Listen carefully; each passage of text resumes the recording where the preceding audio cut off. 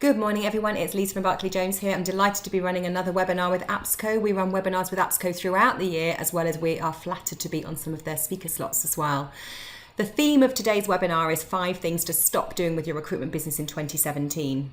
So yes, I'm Lisa. I've been with Barclay Jones since it was born in 2008, and I've been in recruitment since 2000, working in a variety of roles all around the strategic profitability of recruitment businesses in tech and marketing. And I'm joined by Wayne Barclay. Hi everybody, my name is Wayne Barclay. I work with recruitment businesses to help them implement technology more effectively and get value from what they do. Fantastic. So there are 3 things that we do in Barclay Jones. You can see them in front of you now. We work with recruitment leaders to help them improve their technology, speed up process, all of that lovely stuff. So whether it be CRM projects, website projects, anything recruitment tech related, timesheets, the lot. We also work on their social media and digital marketing. We make them independent so they need to outsource less. We work with their marketeers of all levels, from global heads of digital marketing right down to marketing coordinators. Train them and counsel and coach them to source talent leads and obviously help recruiters increase their phone and face time. And obviously we work with recruiters on their success because we train them on different systems, be it Bullhorn, Bond, LinkedIn Recruiter, all of those lovely stuff. And we've got a fantastic course on innovative job adverts. Ultimately, our goal is to make recruiters more successful. Delighted. It's our birthday today. We're 8 years old. And obviously we're celebrating our birthday on Armistice Day. And we've done that every year for the last 8 years. If you're a tweeter, which we normally find recruitment leaders tend to be, please follow us and please engage with us online throughout this webinar with Recruit Clever.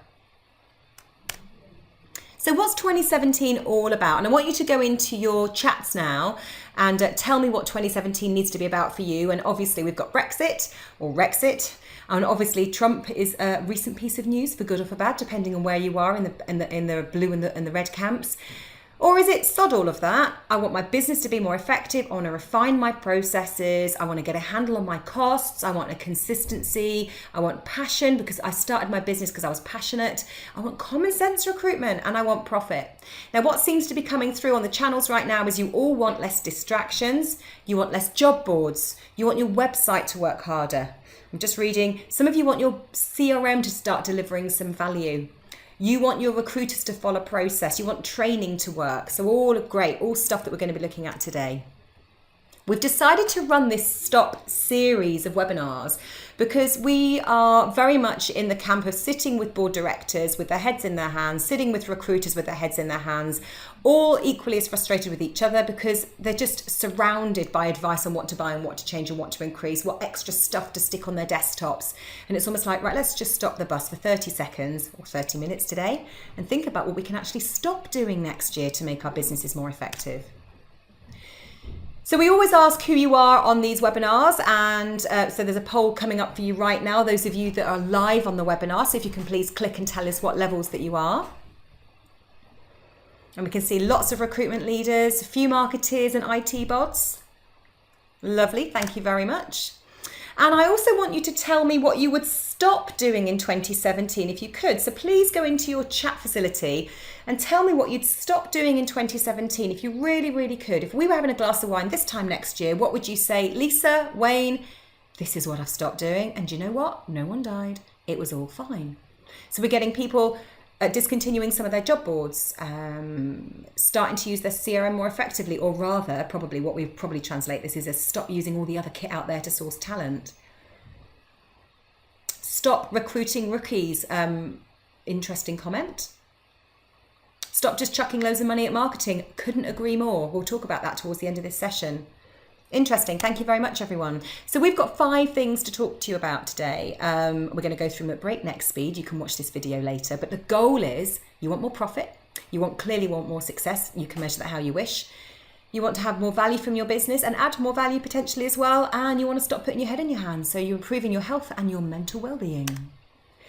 So as I've said, we're doing a series of stops just to help our lovely community really get to grips with how to run their business more successfully next year. And running a business successfully doesn't involve buying loads of stuff and pretending you're innovative. It doesn't work. Innovation often doesn't come from technology. It comes from the way that humans use it. So if you want to be involved in this series of webinars, or you want to receive the links to these webinars, because we've run one already on recruitment technology, We're doing one in 2 weeks' time on what to stop doing with your recruitment adverts and job adverts. And we're doing one just after Christmas about what to stop doing with marketing. Then type the word series into your chat and we'll send you a link to these webinars. And don't forget to register for our Broadbean webinar towards the end of November, 2 weeks today, 25th of November, all about what we think you need to stop doing with your job adverts. Now tell us, is ROI easy for you to measure? Is it obvious what you need to do? Can you see where you're making money? Can you see what systems and processes are generating you the profit? So we're getting some stats through now. I'm going to close the poll. We are looking really at over 70% of you are telling us that you either don't know how to measure ROI or you're not seeing any. Well, I'm convinced you want to stop feeling that way next year. So let's have a chat about that. So the first thing I want to talk about is how to stop measuring ROI in the wrong way. We've come up with this concept called tech, and it's all about what we think you should be measuring to have a sustainable ROI plan. Time is the most important commodity in your business. That's what you can't buy unless you buy more humans, but that means spending a lot more cash. You can't recycle it once you've used it. Once it's gone, it's done. So we think that you need to be measuring how much time you're saving and spending on your projects. We think you should start timesheeting your non-sales teams. We think that resources should have codes within a timesheeting system, and there are free ones out there. For example, Toggl, Toggl, is a fantastic bit of kit to help people measure how much time they spend. And you set up all of your different assignments or projects on there. And Joe Schmo, who is your resourcer, every time they start sourcing for a particular job, will chuck it, basically start the timer and stop the timer. And at the end of the week, you'll see how much money you're spending sourcing, for example, on different projects. Cost of placement is almost like a beguiling stat in most recruitment businesses right now, but I'm not convinced that that's a good move for 2017. I often get recruitment leaders saying, I want to speed up my processes. Well, we need to look at how your systems and processes are currently working and where we can maybe remove stuff. We've certainly done some work recently with some Bullhorn and Bond clients where we've taken some of the processes that they've got, shaved off a few minutes, and ultimately estimated that as a result of doing that, we're chucking an extra couple of $100,000 onto their pipeline. Ridiculous time-saving measures, but very, very clever. We always get clients telling us about their emotional state, head in hands or delighted, whatever it might be. But we always get calls from clients saying, I want to stop this. I don't want to do this anymore. I don't want to buy more systems just to stay the same. I don't want my staff telling me they're sick of stuff. I don't want to be buying more stuff for recruiters just to stop them from whinging or because they're fearful of missing out. Or I've got a system and it's just not working for people and I'm sick of it. That's a very emotional statement. So we want you to be able to measure the emotional state of your business. Ask your recruiters when you're implementing stuff how they feel about it. Ask them if they think they're going to be more profitable with the new system, because that's data. Whether or not they are is almost irrelevant at this stage. If you're having an internal recruitment drive for next year, which also means keeping great staff as well as hiring new ones, measuring their emotional state is a very clever thing to do. The content of your database is critical as well as the content of your blog. And as much as I mentor marketeers every day to have fantastically ROI-led and sales-led content plans, I also mentor IT and business leaders to have the content of their database give it a good scene to. Because don't you want to sell that content to your clients? Isn't that the thing that you're offering above all else? Do you ever write a proposal that says, yeah, we spend loads of money on LinkedIn and we've got all these job boards, we do all this stuff and we waste loads of time sourcing only to find that 70% of the people that we find for you were originally on our system. But don't worry, we know you don't mind paying for that time wastage. That 70%, by the way, is a fact. Of course, all of the clients that we worked with last year, we basically found that 70% of the placements made were already on their systems. It's just they went externally first. What a waste of time. You want to reduce the clicks of your recruiters because you want to speed up the processes, but you want to increase the clicks of your candidates and clients. Have a think about how you measure that. The community, the people on your database, the people who aren't there yet because they don't know you're good and you need to tell them that needs to improve, so you need to measure that. Marketeers are great at that, but don't just stop there, marketeers. Please think about the cash. Are you generating leads for your business? Are they convertible? Or are you generating leads and the sales team are just too busy hitting the phones to look at them? Have a think about that, please. So ROI, not just about the money should come, but what are you measuring on that journey? How are you measuring your people, your marketing, your processes, and your recruitment tech? You've got to stop running your business for 30 seconds to think about this, because if you can start planning and reporting more effectively, you can start being a lot more strategic. Now, I'm going to bring up a poll now and ask you if you find it easy to manage change, because I'm going to bring on Wayne to talk about number 2 in a second, to talk about change and to find out how you can basically not mess it up in 2017. Now, the stats are coming through quite interesting, and a lot of you are finding, it's almost like a 50-50 split, that a lot of you find it easy to manage change, but obviously a significant number, and 50% is still significant.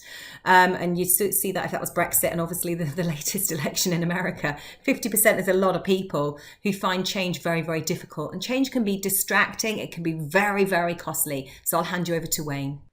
Okay, I'm going to talk about the Valley of Doom. The Valley of Doom is that period of time at which you kick off a project, you start implementing the project goes into go live phase, and then all hell breaks loose because where you expect it to come from, i.e. the current line there, and where your desired destination was, you're not there. In fact, what's happening is that you've implemented a project and change management hasn't quite worked. You've not prepared the business potentially for that change, and you end up getting further away from your desired income or desired destination.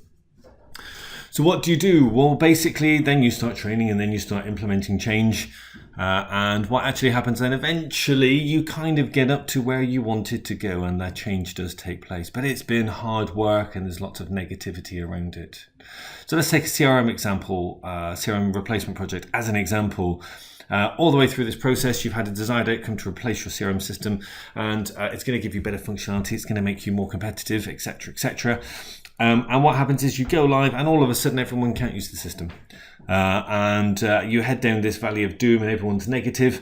And at the bottom, eventually you realise, yes, you've got a real problem, and people start getting it, and then slowly but surely you increase your desired outcomes. However, you don't get to where you wanted to go. You kind of get to what actually happened line.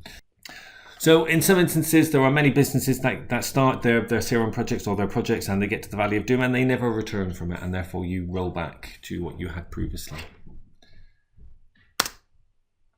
How do you climb out of the Valley of Doom?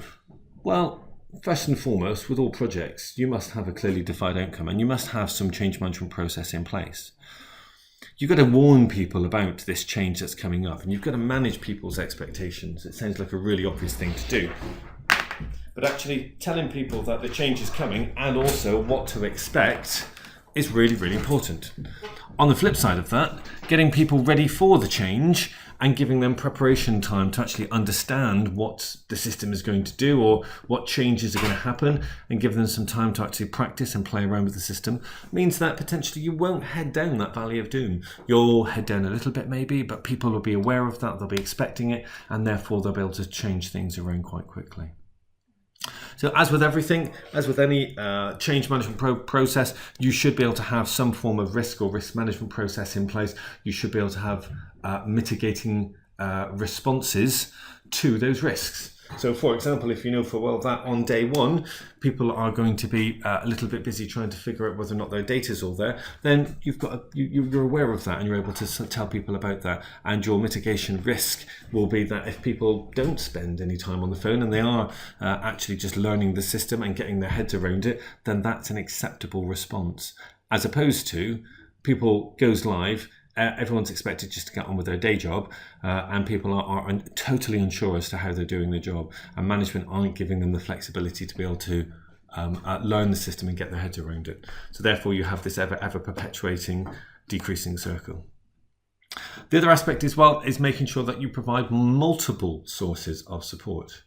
Again, going back to the CRM experience, don't just have a floor walker there for one day.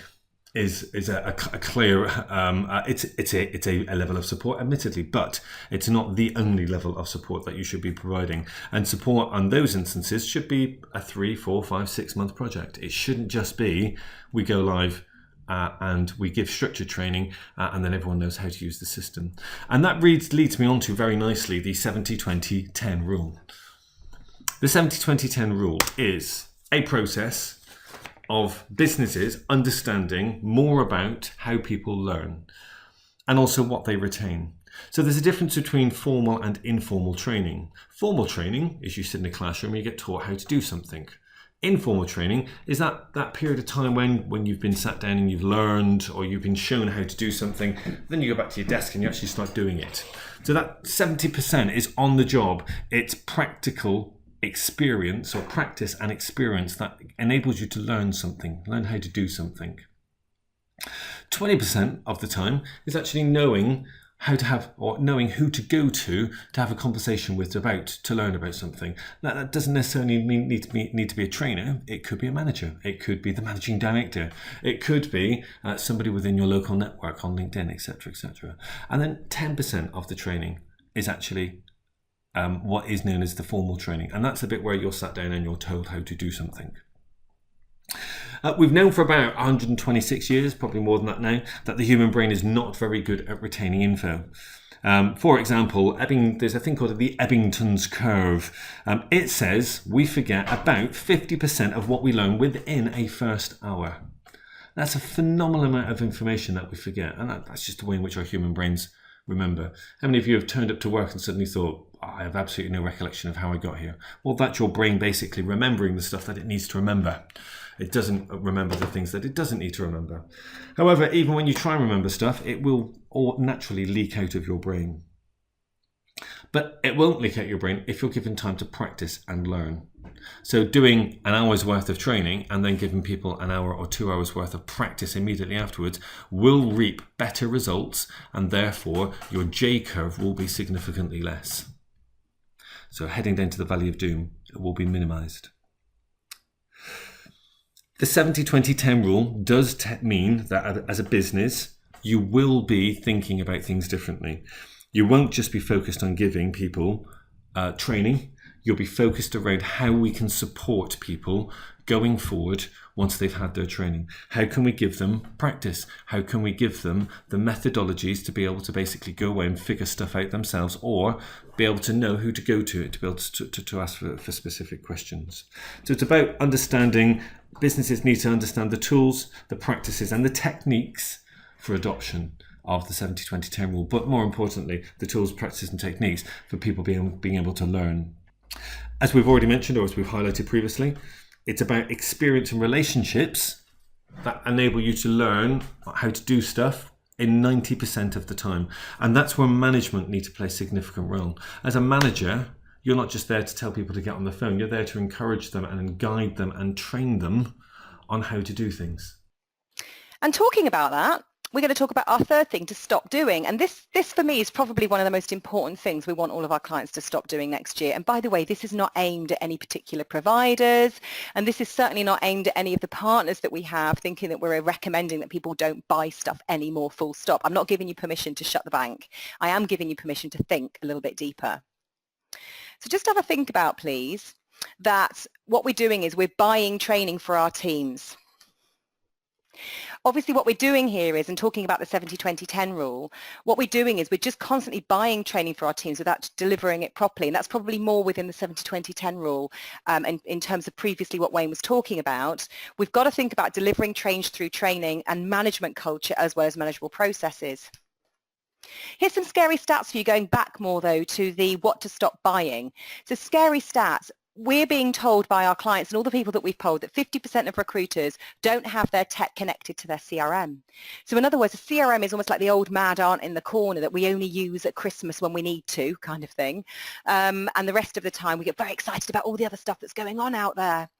And actually only 17% of recruitment consultants check their CRM before actually looking online. And I know for a lot of my clients, that's one of the things they really want to hit a nail on the head and stop that. 45% of recruiters say, oh, yeah, CRM, whatever. And 70% of recruitment leaders would like to change their CRM next year. But interestingly, when we speak to some of them who call us and say, we know you can help us understand our processes and what systems are out there, one of the first things we'll do is actually look at whether or not the system they've got is fit for purpose, or whether or not they've got some problems between the chair and the keyboard. And that might be something for you to just mull over, but ultimately other people sat at your desks, the ones that are causing the problem, not the systems themselves. So we came up with a concept called FOMO, or FOMO to those youngies out there. FOMO is fear of missing out, if you like your Instagram and your hashtags. Or in my world, fear of recruiters missing out. Are we constantly buying things because people are, can I just have this? Can I just have that? And that's why so many of us are using so many job boards. Can I just have this job board? Can I just have this job board? And then all of a sudden you've got 50 to 100K's worth of job board spend, but nobody will dare turn any of them off because of this fear of missing out. You've got all of these servers, all of these online technologies because someone's frightened of turning them off. So are we buying too many things? Are we switching on loads of plugins? Do we watch a webinar and there's a great new bit of cool tech out there and we'll just chuck that on, put that in our Chrome Omnibox, and before we know it, we've got all the gear and no idea, because ultimately the coolest tool you have is your recruiters. You want them to last longer in your business. You want them to be more profitable and bill more. So why do we keep bombarding them? And why is it that a lot of you said at the beginning of this webinar, you want less distractions, but actually every day we're creating more for our recruiters? And just because they're young doesn't mean they get how to use tech. They just get how to use it quickly, but they might not get how to use it strategically. And that's the bit that's missing from recruitment process right now. So let's stop this can I just have. Let's stop this distraction. Let's stop buying everything just to say the same. There's more stuff coming out every day, and as long as you get your 3 quotes and you're happy, that's great. But even the free stuff costs time, and didn't we say at the beginning of this webinar that time is the most precious commodity in your business? Let's stop wasting it. Let's start measuring it. Let's start being happy or unhappy about how we're spending it and do something about it. So one of the first things that we do, and here's a freebie for you, some of the things that we do with our clients, when we go in and they say, we want to do all this new stuff, can you help us with our strategy? And what we'll actually do is we'll actually do a poll of the business and say to them, look, list all the things that you've got access to, and then grade yourself out of 10 as to how effectively you're using it and it's useful to you. And then they give us a list, and if I'm honest, the data that I've got there is not quite made up. It's pretty standard for a lot of the clients that we work with, which is a shame because out of 10 is pretty poor. And the first thing we say is, well, if you want to buy a new bit of kit, whatever it might be, what's stopping you from in a year's time using it just as poorly as the stuff you've got right now? And this is the valley of doom scenario that we were talking about earlier, the J curve that we were talking about earlier, is don't buy stuff not just to stay the same, but actually to get worse in what you do. And then all of a sudden, you found that you've just spent more money and you dare not turn stuff off because of the fear of missing out. Grade your approach to the use of processes in tech before you engage with anything else. I'm not suggesting that if the numbers are low, you don't engage with anything else, but it's a wake-up call. Buying something isn't going to change your style. Now, I was about to say hands up, you're not in the room, but kind of hands up if you've ever gone on a diet, gone out to the shop, bought all the right food, put it in the fridge, and then there's still a Malteser at the back and you shove it in your mouth. Hands up those of you who buy access to a gym and start it off, but then eventually the grading structure falls. Hands up those of you who buy really expensive cars and swear blind you're going to drive them better than the car you had before, swear blind you're going to keep it cleaner, swear blind you're not going to give your 4-year-old a very dry croissant. Yeah, we've all done it. And then within a week, you're apologizing for the state of your car to the person you're giving a lift to. It's no different. We're constantly buying technology to stay the same and to use it in the same way as we did before.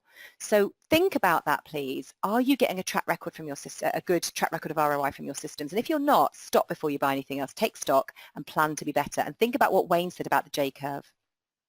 So I want to translate the fear of missing out to the joy of missing out, the joy of recruiters missing out on loads of stuff next year, focusing on them being the coolest tool. Yeah, although I don't really want you going up to your recruiter and saying, you're a really cool tool, you are. But I want you to revel in your processes and your data because that's what the client is buying from you.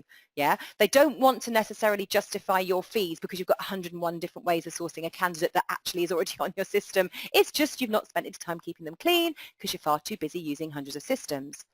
So look at your systems, look at your CRM. It's the most important asset that will be there long before you've gone, long after you've gone. And think about, is what you've got good enough? You just need to use it better, which goes back to the training piece, the 10, 20, 70 rule. And that is actually the problem that you've got between the chair and the keyboard. And I often find when I go into businesses and we process map them from a marketing and ops or recruitment perspective, that a lot of the kit they've bought over the years has been bought for people who are no longer there. So we want you to kiss your recruiters in 2017. So it's a keep it simple, stupid approach. Yeah.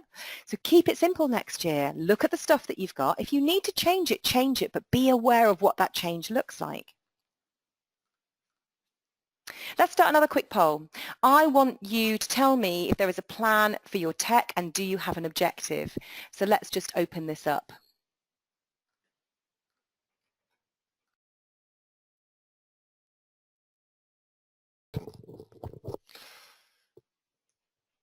Okay, so are you planning on changing your tech? Are you planning on, do you have an objective for your technology? And it is a dead heat. Again. Can you ask them what they're actually planning on changing next year? So can you basically specify in your chat box what your what you're thinking of changing next year? What specifically, what technology do you think is, are you looking to change? Is that lots and lots of timesheets here? And CRMs? We've got web coming up. Lots of people are looking to buy more mail shotting systems next year because one of the things they want to do is generate more leads, but they just don't know how to do that right now. So maybe I'll contact them after the webinar. Less job boards and obviously timesheets. Anybody looking to change their website next year? Anybody looking to develop more leads next year and obviously the tech that will go with that? Yeah, less CV search sites, more CRM, more website. Yeah, brilliant. It's interesting that the website, the responsive website, which is one of those areas that we know more and more people are using responsive or mobile devices in order to interact with websites. Okay, so I want to look at looking at IT projects. I've been running IT projects for 14 plus years, dare I say that. And I started off basically managing director coming to me on a regular basis saying, I want to revolutionize how we basically do things. I want to steal a march on the competition. I hear it a lot currently. And the way in which he did this was basically by changing or going and buying loads and loads of kit. So I hear this a lot, as I said, on a regular basis. When you purchase lots of technology, as Lisa's already mentioned, the fear of missing out or fear as recruiters missing out, then you obviously have a lot of projects going on. You have probably a smaller IT department who are very good at the technology and the aspects of responsive technology as opposed to the proactive aspects of managing projects. So you've got a lot of implementations that are taking place within your CRM, within your technology. But the question I always have is there a clearly defined objective? Do you have a definitive plan that's put in place? Lots of IT departments basically start the implementation without really sitting down and thinking about, right, what does the business, what are the expectations of the business? What is it they actually want? Yes, they want a new CRM system, but why? What is it you're wanting to change within the CRM system? Yes, you're wanting to implement a new website, as we've mentioned earlier. We want to make it more responsive, but what does that actually mean? Have you gone down to the finer details to understand what it is that you want to do?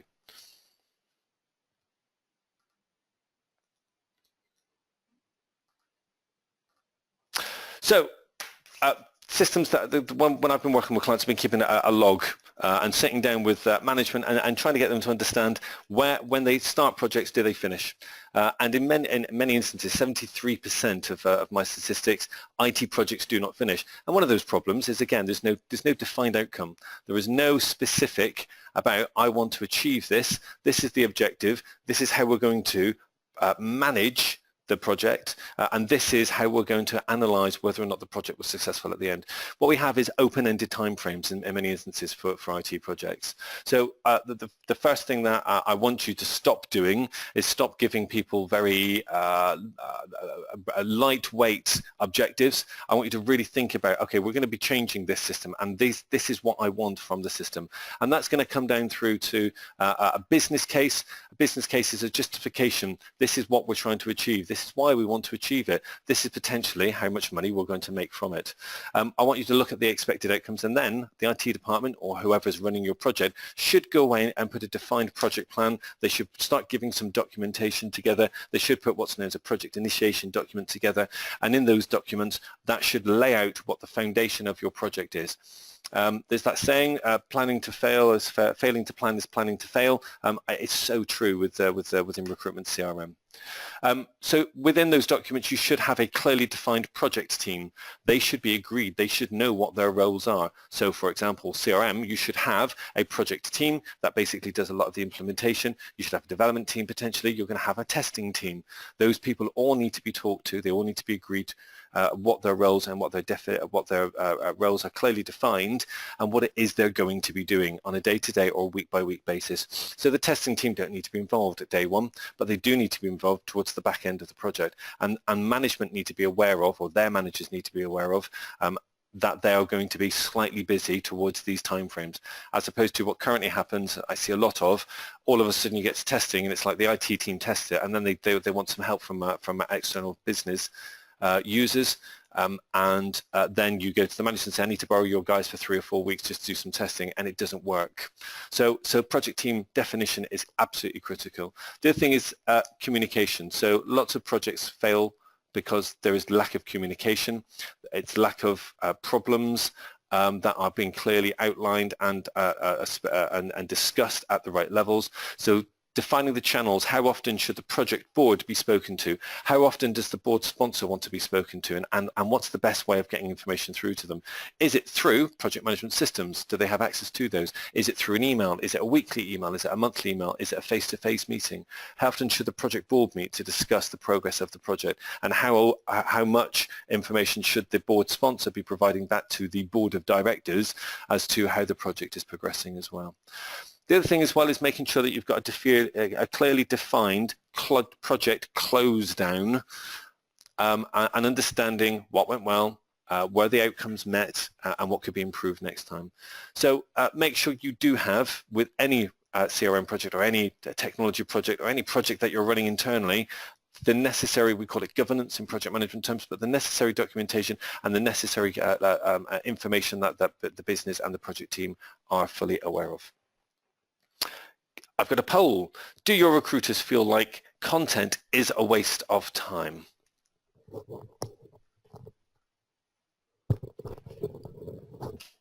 So click on the buttons, Mr. and Mrs. So are they being asked to create content? And they're like, yeah, but that's getting me off the phone. That means I can't write a job advert. That means that I can't do an interview, or that means I can't go home. And we're kind of a pretty 50-50 split again. So let's just close the polls there, almost 50-50. And again, time again is our most precious commodity. So moving on to the fifth and final piece that we're talking about today is this is a real bugbear of mine right now. When I go into a business and we're looking at, coaching it from a marketing perspective and helping the marketing leaders feel less isolated and develop more ROI, and they say, oh yeah, we've got our recruiters blogging, and I'm like, oh, and then I look at the blog and I'm like, oh, so yeah, so they're blogging, I wonder how long that took, and actually I can't see that that's returning any investment at all, and the recruiters, there's no real reward for the recruiters doing it either. And as much as I genuinely believe that everyone needs to market in the business, I often see that there is a too much time being invested in content, and I know that I might be going against the grain. I'm going to talk a little bit more about this, and certainly if you're interested in this, then just put the word content into your box and I'll call you later. But we're also doing a big webinar on this in February as well. God forbid Santa's coming around really, really quick. I personally think that I've yet to meet a recruitment leader who says, no, I don't mind when my recruiters come off the phone and do loads of blogging. Yeah, they're making plenty of money. That's not what they say. So first of all, there is not a content shortage. So asking all of your recruiters to drop their phones on the floor and unplug them to write a blog, no one's going to die if they don't do that. There is plenty of content online, and we are not repurposing it. We are not looking for it and talking about it. What we are doing is a bit like, if you've ever done a degree and then you've done a master's, you'll know that a master's is a bit different to a degree insofar as a master's has to be total original thought. And those of you who have ever done one will know how bloody hard work that is. But when you look at the volumes of content being posted every minute on, for example, YouTube and Instagram, you've got to be certain that the content you're creating is worth your time, emotion, cash, community, content, all that lovely stuff. There is obviously, though, a lack of relevant content. There's definitely a shortage to that. And what we often see with recruiters is the kind of content they're creating is not relevant. It's not relevant to their candidates. It's not relevant to their clients. And you have 4 key audiences in your business: candidates, clients, recruiters, and investors. All of you want investors at some stage in your lovely careers. So, keeping content relevant to them could be helpful. But often what I see is the only content being created is all about your own business, and not enough really about the lifestyles and the life chances and the pain problems of your candidates, clients, and potentially other recruiters that you're trying to attract. So just have a think about that, because when we're setting up our content plans, we have a problem. Because obviously sometimes what we have is a content plan, a spreadsheet with a load of stuff in it, but there's no strategy. Who are we trying to attract? Where are they in their journey? Are they aware of you yet? Are they considering you, or are they in buying mode? Those 3 areas, your content plans need to contain content for those 3 things. And there's also in marketing a fabulous new approach, which is pants and it doesn't work, called post and run like the wind. It's a bit like job adverts. I'll write it, I'll post it, then I'll run like the wind. I'm not actively marketing this job throughout the period of time. My client might as well think I don't care because they barely see it advertised. I've chucked it onto the job boards. I'll renew it every month. What more do they want me to do? There's a lot more you can do. So we work with marketeers to try and pull, open their eyes to the fact that there's not enough planning going on, or if there is, there's not enough ROI. There's far too many spreadsheets with names of blogs in and not enough what we're going to do with those blogs once we've written them, and are they actually relevant to our market? So think about whether or not your recruiters need to be involved in this. And by the way, I do think they do need to be involved in it, but I just think asking a recruiter to write a blog is a big ask. Asking them to sit down and have a chat with you, fabulous. Asking them to speak to their candidates and get some stuff, flipping-tastic. Let's talk about some tips for this. We do things like pub quiz questions with our clients. We say to them, you've got 12 months in a year. Let's come up with 12 questions for candidates in the next 12 months that you can ask 10 to 20% of your candidates for every phone call that you make. And ask them a question. So if you were a sales recruiter, how do you keep your clients focused during the Christmas period, and how do you keep your recruiters focused on hitting target when it's all getting a bit distracting? Could be a great question. Other questions around, I don't know, let's imagine you're a marketing recruiter, and you could ask your marketing candidates, whether they be real or ideal, what's the one thing about a job advert that needs to stand out for them to look at it if they're not looking? Ask the questions. You don't need to publish this content, by the way. Content can be internally used as well. But just think about every month you're gathering. Give me some answers actually to a question. How many calls on average per day should your recruiters be making? Can you put a figure in your questions box, please, in your chat box? How many calls per day should your recruiters be making per recruiter on average? Get me some numbers. Getting 10s, 20s, 40s, 50s, it's going up, 45, now it's going down. Sales or candidate calls, that's a good question. I would say candidate calls at this stage, but obviously ultimately, a candidate call can be a sales call as well, because ultimately we might be getting some great leads. Now, it's interesting this, because certainly when I used to ask this question years ago, and certainly in the recruitment businesses that I've worked in as a permanent director, that we had phone logging, call logging software, and we were measuring 100 to 200 calls a day. We were telling people they were on the phone for too long and things like that. The number of calls that we're making is going down. But let's imagine it's our worst case scenario. It's 20 calls a day, right? 20 calls a day. And let's say we've got 20 days in a working month, right? Okay, so that's 400 calls. What is that? 20 times 20? 400 calls? 400 calls, have to do a bit of maths then. And let's say you only manage as one recruiter to get 40 answers per recruiter. And let's imagine you're the average recruiter in the UK, which is 10 staff. Did you know that 75% of recruitment businesses in the UK are 10 staff? And by the way, that average will continue because apparently that's the tipping point. It's really hard for recruitment businesses to go over 10. What a shame. So 40 brilliant bits of content created, and ultimately you give that data back to your marketeer. They create something like an infographic, a video, I don't bloody care what they do with it, and they stick it online. That's content. That's getting your recruiters engaged in content. Now, don't get me wrong, if they're great at writing blogs, let them on with it, but give them a budget of time, yeah? Because unless it's going to make money, you've got to be very, very sincere about how you want them to spend their time. And get on the effing phone is not a good enough directive these days. They've got to do other stuff. And actually, ironically, they're probably using their phone to tweet and source and do all sorts of stuff. So they probably are using it. We also do quick flip sessions. And if you've worked with us on content planning, you'll know what they are. But ultimately, we'll put a number of sheets of paper up on the wall asking questions about certain pain points that candidates and clients have, what makes them laugh, what do they watch on TV, what devices might they be using. And we give recruiters 2 minutes per piece of paper just to come up with the answers. Really, really effective.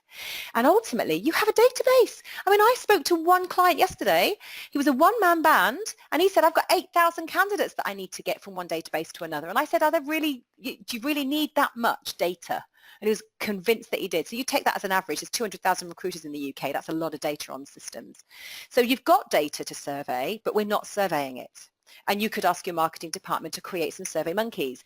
Now, I ask this question in every seminar that I run with my clients, and I say to them, Pantene, world-renowned shampoo. How many women in the current advert were polled to ask whether or not Pantene was flipping awesome? Does anybody know that number, by the way? What's the number of women polled in the latest Pantene advert to tell us whether or not Pantene was flipping great? Somebody guess it. We've got 200, we've got 0, we've got 100. The number is 137. Does anybody know how many women there are in the UK right now? Anybody want to make a stab at that? And don't say too many. Don't say not enough. Someone's saying 35 million, around that number, yeah. So somebody needs to get the calculator out and tell me what the percentage of 137 of 35 million is, because to me, if Pantene think that's a great enough stat to put millions and millions of pounds worth of advertising into, you can speak to 10% of your database. You don't need to wait for everyone to come back with an answer. You can get enough data. So think about, please, stop taking billers away from billing and then saying to me when I come and work for you that you're not profitable. Get them billing and get them creating content while they're billing. Clever stuff. Get them having better quality conversations with their candidates and clients, become sticky, become effective in their roles, creating better relationships. Because isn't that the thing that in the good old days, that's the bit that made us money? So something to think about there. So we want you to be able to create content. We want you to market it more effectively. Don't create a blog, post it once and then go, well, that was done. I'll go on to my next thing now. That's what happens every day in recruitment. Terrible waste of time. Use your channels more effectively. Take one piece of content, look at all of your channels and ask that channel, what are you going to do for me with that piece of content? How are you going to use that piece of content? It's our birthday today, yeah? So how are we going to use that information? Well, we've told you all about it this morning. You've all said happy birthday. That's one tick in a box. Fantastic. We've put it on our Instagram. It's going to go across all of our different channels in different guises. And of course, we're going to drink some Prosecco later on. What can we say? The content of that bottle is waiting for me. I want you to expect more from less. And that's really the moral for the whole of 2017 for us. We want to work with clients who say to us, look, just make us better at what we're doing. Come and train us. Come and help us get beyond that 10%. Get us into the 20 and the 70%. Help us understand what our tech should be doing. Help us understand what our content should be doing to market ourselves more effectively. Work with my marketeer to understand that creating content is not the goal. Creating a profitable business with less distractions, absolutely. Someone's asking me if I'm emailing the slides out. Not only are we doing that, we're sending the video as well. Oh my God. So less content, more marketing. Definitely, definitely, definitely. So that's our 5 things to stop doing in 2017 at breakneck speed. We're going to be videoing this. We're going to send it out onto YouTube later on today and you'll get a copy of that. Give it to your mates, let them see it. We're obviously extremely passionate about making sure that you really have effective years next year. We want you to measure ROI more effectively. We want you to buy less kit or at least use the stuff you've got better. We want you to explode that J curve. Get rid of that bloody valley of doom. It might exist, but does it need to be so deep? And stop digging into it to make it even deeper. We want you to create a profitable and structured IT projects because a lot of you are changing your tech next year. And we want you to create less content, but make it work harder. So give us some feedback of all the things you've heard today. Go into your chat box and tell us what you're going to do differently next year out of those 5 things that we've talked about. I mean, if you're going to do all of them, fan-flipping-tastic. But was there anything that maybe hit a nerve with you? Just help us understand whether or not this was a good webinar for you. And was this a good return on investment? So some people are going to be looking at timesheets and they're looking at measuring the time of their teams. Fantastic. Use candidates as a content source, different measures of ROI, measuring the time of teams. Absolutely. Specialist marketeer. Absolutely. All consultants will be using the CRM as their first port of call. Reward them for that, by the way. You don't need to reward them forever, but when you change habits, you need to get, we've got a dog. Yeah. We've been told he doesn't need treats forever, but certainly for the first few months he does.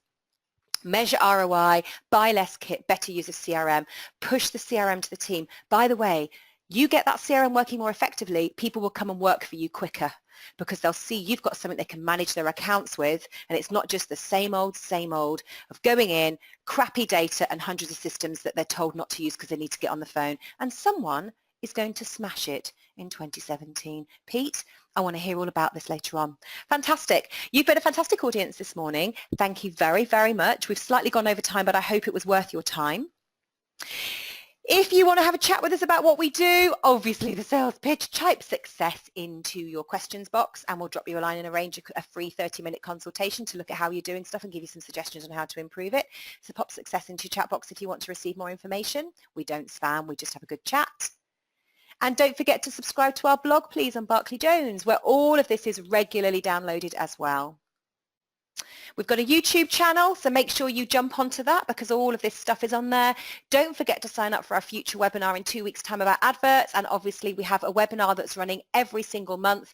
The next one is on Bullhorn in January, and the one after that is on what to stop doing with your marketing team and your marketing strategy in 2017. Have a lovely day, everyone. We're about to celebrate a minute's silence, and then after that we're going to start popping corks. Enjoy your day, everyone. Thank you very, very much for coming.